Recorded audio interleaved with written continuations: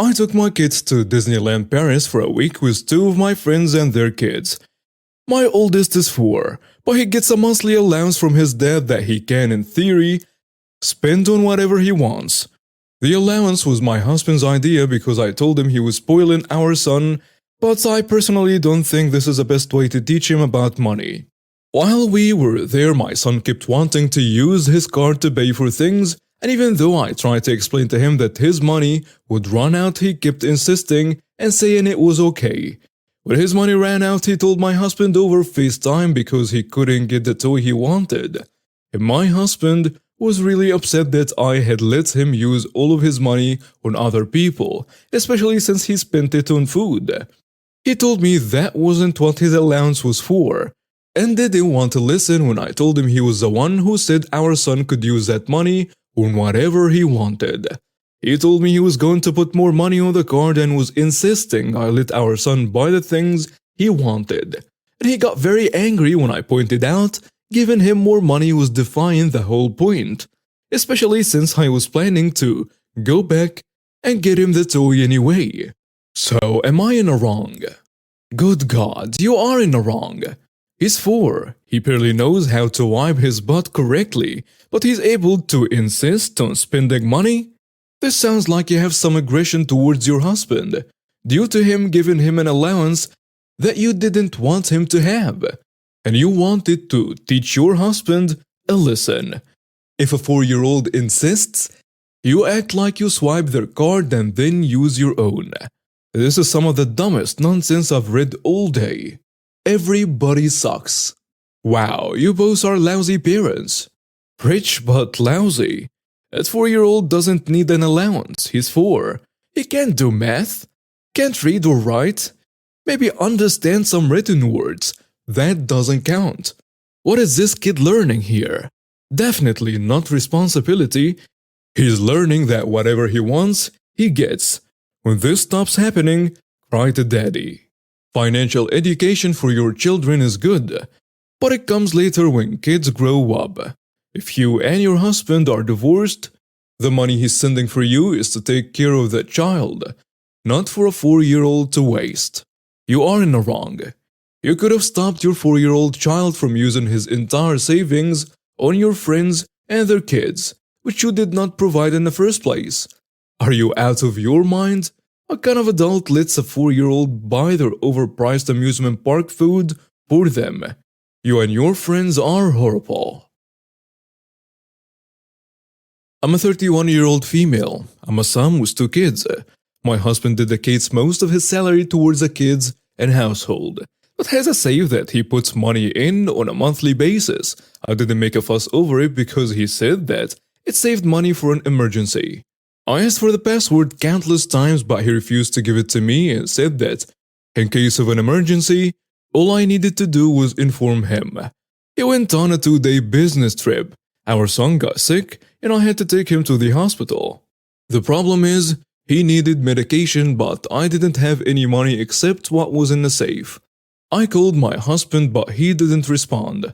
I texted him explaining the situation, but he refused to cut his trip short and come home. I asked how I was supposed to get money for medication, and he suggested that either A, wait for him till he gets home, or B, borrow money from the neighbors. I just had. I hung up and went to the garage to grab a crowbar, then took it to the safe and opened it. I took the money I needed, which was about $60, and went to the pharmacy store to get the medication. My husband came home a bit earlier, and when he saw what I'd done to the safe, he flipped out, and he started freaking out at me. I said I had no choice and all his suggestions were unreasonable and illogical for me to even consider. He yelled, saying I preached his trust and his boundaries and should have never touched the safe, much less used a crowbar on it. We had a big argument and he kept saying that I had no respect for him, his income or instructions. Then he completely refused to speak to me and threatened to move the safe since he no longer trusts me around it. Was I in the wrong for the steps I took? Should I have tried another alternative? I didn't have any credit cards because he's the one that normally has them since they are in his name. And I don't have a bank account to be able to own a credit card. What do you guys think? This is financial abuse and it's absolutely insane. Go to the neighbors and borrow money? Seriously? If my neighbor came to me and asked to borrow money because her husband left on a 2-day business trip and left her with no money, I'd call Adult Protective Services. I'd ask if she needed help getting to a woman's shelter with her kids. It's 2022, never mind the fact that, as a working parent, he should have set up an account for you, the caregiver, with a few $100s for care expenses at all times. But like $60 for an extremely sick child?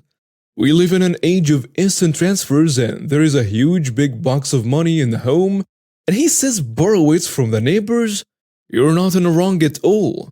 You and your children are victims of abuse. You need to get out, my dear. You're not in the wrong. You do realize that the fact that he cares more about money and this supposed breach of trust than your son's health is highly concerning, right? You do know that, right? This behavior is not normal. The fact that he left you with no money and you have access to no money is financial abuse. Let him move the safe, all the way out of the house along with his sorry butt. You're not in the wrong, and this looks like financial abuse. If you don't have enough money for basic costs without permission, something is drastically wrong. A new guy in an apartment and I were doing laundry in a shared laundry room. This woman called me a pervert because I was washing my underwear in a shared washing machine. I had never heard of this before and she continued to mumble to herself. Then, before I walked away, she poured bleach into my clothes. My work clothes and everything. I have to dress business casual for work, so it would cost me money. I now have to freaking replace them. I call the police on the lady for destroying my clothes as she continues to yell pervert at me. They come and say she's in some sort of mental distress and are familiar with her and she lives in an ambulance. I contacted the landlord who said he would replace my clothes and I thought that was that. Until a woman confronted me for calling the cops on her mom and she was placed on a 72-hour hold. She tries explaining that her mom has issues and everyone else understands. I said it's not my circus, so not my monkeys. The daughter kept trying to talk to me and I told her to go away before I called the police on her as well. I contacted the landlord and I want out of my lease and I'm not living next to this crazy bats. I feel bad because I have only been there less than 2 weeks, but this is more than I signed up for and some of the neighbors are being crabby to me about what went down with the old lady and her daughter. Am I in the wrong here? You're not in the wrong. If the daughter is so concerned, then she should be monitoring her mother. Being a criminal justice major, the second I read that she had been put on a 72-hour hold, I immediately knew that you were not in the wrong. I was leaning that way already, but that tipped me. You don't get put on an involuntarily 72 hold unless there is a damn good reason, and they can articulate clearly why it needed to be done. With the political climate the way it is, it doesn't look good to commit people against their will. So if they can avoid it, they will. You are not in the wrong. You had no idea of knowing this woman has mental health issues. Her behavior was very likely out of her control, but you handled it properly. What if she had thrown the bleach on you and it had gotten in your eyes or mouth? What if her behavior continued to escalate and she caused physical harm to other tenants or to herself? It is not this lady's fault that she has mental health issues, but you don't have to walk around eggshells because of it. You have a right to use that laundry space to wash your clothes without fear of verbal or physical assault. Her family needs to get her more help. I hope you're able to find a more suitable living situation, but in the meantime, you are under no obligation to turn a blind eye on this lady's behavior. We've been dating for 3 years and own a house together. Her mother just unexpectedly gifted her 10,000 euros. And my girlfriend told me about this and said we can use it as joint money to put towards work on the house. My grandfather gifted me $15,000 a few weeks earlier, and I didn't mention this to my girlfriend. I put up a bit of resistance to her offer of her money being joint money, but eventually accepted when she insisted. But I still didn't mention the money my grandfather gifted me because it's in another country and it's part of my inheritance. I accidentally let slip that I had more money abroad, and my girlfriend pulled me up on it and said I thought you had XYZ amount. I explained that my grandfather had gifted me more money, and she was furious that I didn't mention this at the time she told me about being gifted her money, and that I eventually accepted her offer for it to be joint money. She accused me of hiding money abroad, and it has ended in a bitter argument. Am I in the wrong?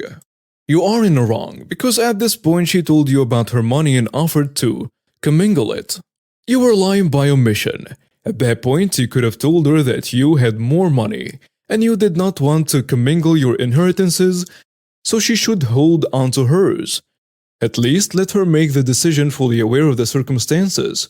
The problem isn't that you wanted to keep the money separate, but that you didn't tell her at a time when it would have been appropriate.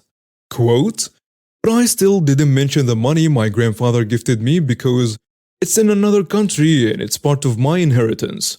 In what way are these reasons for keeping the money secret? Oh, sorry, hon, I'm not allowed to discuss anything outside the national borders. Come on. You are in the wrong. Some relationships keep their finances completely separate, but that's clearly not the case here. You have joint home ownership, and your girlfriend is sharing her money with you. It seems pretty clear that the reason you didn't say anything is specifically because you want it all to yourself, but are happy to take advantage of her generosity in return. You don't necessarily owe her a share in your money, but you did owe it to her to tell her your finances are completely separate so she can decide if she wants to be in that kind of relationship. You are in the wrong. You don't have to share all of your financial information with your partner if you generally keep your finances separate, but you do have to take into consideration the information that you have and that she doesn't, in this case significant funds that you inherited.